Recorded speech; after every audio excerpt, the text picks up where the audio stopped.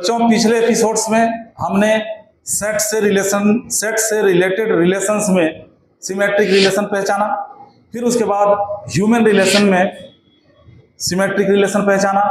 अब हम आपको कुछ मैथमेटिकल रिलेशन लेके बताते हैं कि एग्जाम में अगर आता है कोई मैथमेटिकल रिलेशन तो वहां पे सिमेट्रिक कैसे एक्सप्लेन करोगे, सिमेट्रिक है या नहीं है, अगर है तो कैसे एक्सप्लेन करोगे और अगर नहीं है तो कैसे एक्सप्लेन करोगे। तो यहां ध्यान दोगे, जैसे मान लो एक रिलेशन दिया हुआ है R is equal to a b such that a and b both belongs to real number and a less than is equal to B.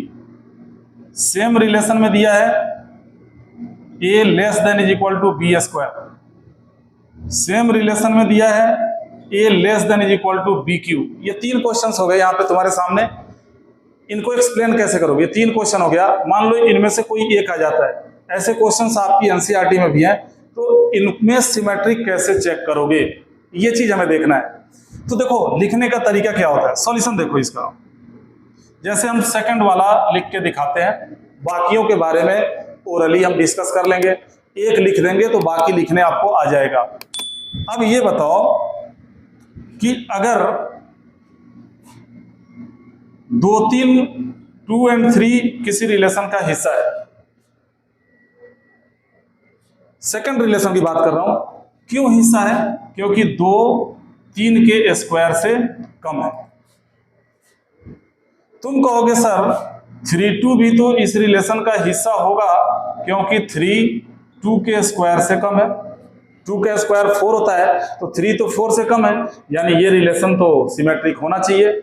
इस तरीके से मत सोचो कि जो सटीक बैठ गया वही एग्जाम्पल लेके शो करोगे। तुम्हें सोचना है, फेल करने के बारे में सोचना है कि क्या कोई ऐसा ऑर्डर पेयर है जो इस रिलेशन को फेल कर दे।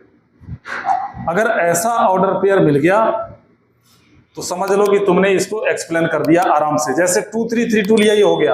अरे 1 के साथ किसी भी नेचुरल नंबर को लेके देखो ना भाई, जैसे अगर आपने 1 2 लिया, इस रिलेशन का हिस्सा 1 2 होगा।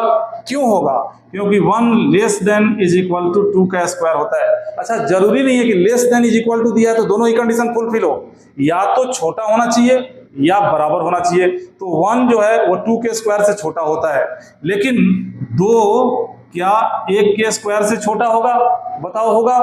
बिल्कुल नहीं होगा।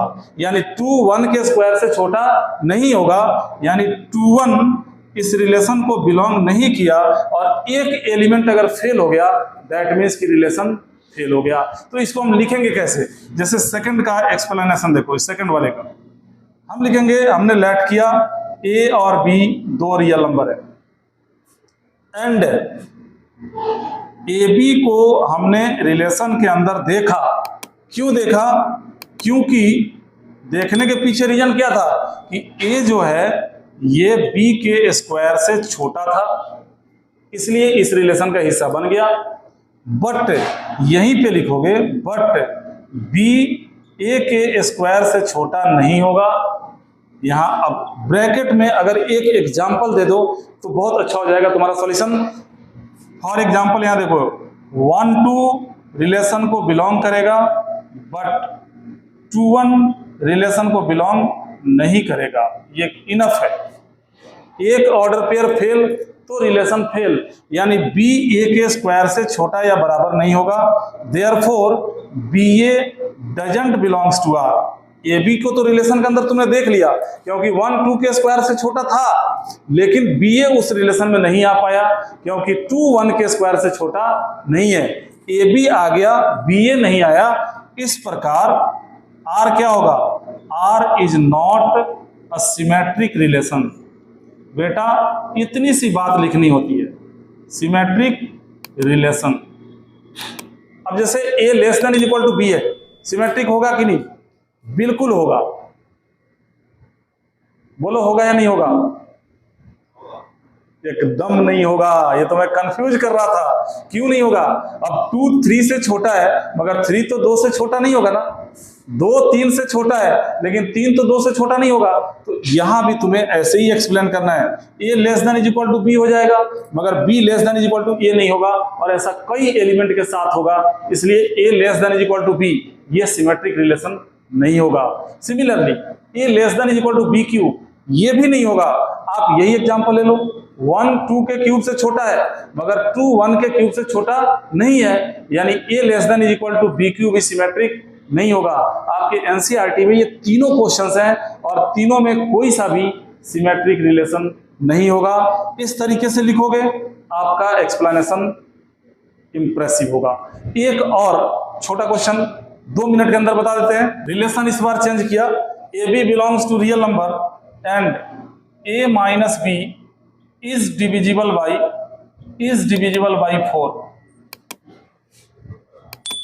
अब इस रिलेशन के अंदर ऐसे ऑर्डर पेयर्स आएंगे जिनको घटाने पे 4 से डिवाइड हो जाए। अब एक बात बताओ, क्या 5 1 इस रिलेशन के अंदर आएगा? 5 में 1 को घटाओगे तो कितना आएगा? 4 4 4 से कटता है कि नहीं कटता है? कट जाता है। 5 1 इस रिलेशन के अंदर आएगा, तो क्या अब तुम्हें यह देखना है कि क्या 1 5 भी आएगा? बिल्कुल आएगा। 1 में से 5 को माइनस करोगे -4 आएगा, और -4 को 4 से डिविजिबल माना जाता है। 5 1 होगा तो 1 5 भी हो जाएगा, 10 2 होगा तो 2 10 भी हो जाएगा। पहला ऑर्डर पेयर तुम्हें ऐसा लेना है जो रिलेशन को बिलोंग करे, फिर उसको उलट के देखो। तुम कहोगे सर 2 3 का 3 2 तो नहीं होगा। अरे जब 2 3 ही नहीं होगा, 2 3 ही नहीं आएगा रिलेशन में, तो 3 2 कहां से तुम चेक कर रहे हो? पहले को सेटिस्फाई करवाओ, दूसरे को फेल करो, तब सिमेट्रिक नहीं होगा।